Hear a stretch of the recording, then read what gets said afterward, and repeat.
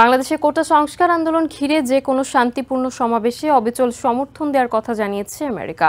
পাশাপাশি চলমান পরিস্থিতির স্থায়ী ও শান্তিপূর্ণ সমাধান চাওয়ার কথা জানিয়েছেন স্টেট ডিপার্টমেন্টের principal deputy spokesperson Vedant Patel. State ডিপার্টমেন্টের নিয়মিত সংবাদ সম্মেলনে তিনি বলেন, যারা শান্তিপূর্ণভাবে বিক্ষোভ করতে চায় অবশ্যই তাদের সমর্থন করে America.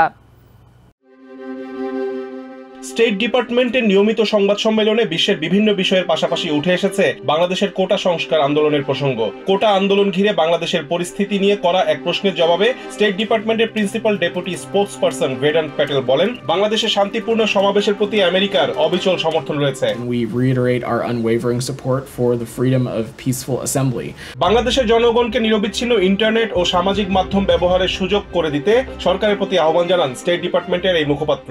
Undisrupted public access to internet and social media services. বাংলাদেশের নিরপরাধ শিক্ষার্থীদের ধরপাকড় ও তাদের উপর গুলি চালানোর এবং আন্দোলনে নেতৃত্ব দেওয়া ছাত্রদের হেফাজতে নিয়ে নির্যাতনের পর জোর করে বিবৃতি আদায় করা প্রসঙ্গে জানতে চাইলে প্যাটেল বলেন, যারা শান্তিপূর্ণভাবে বিক্ষোভ করতে চায় তাদের অবশ্যই সমর্থন করে আমেরিকা।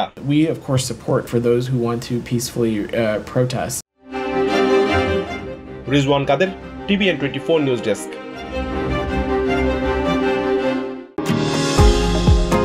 নিউ ইয়র্ক থেকে সম্প্রচারিত TVN 24 টেলিভিশন বিশ্বজুড়ে বাঙালির কণ্ঠস্বর।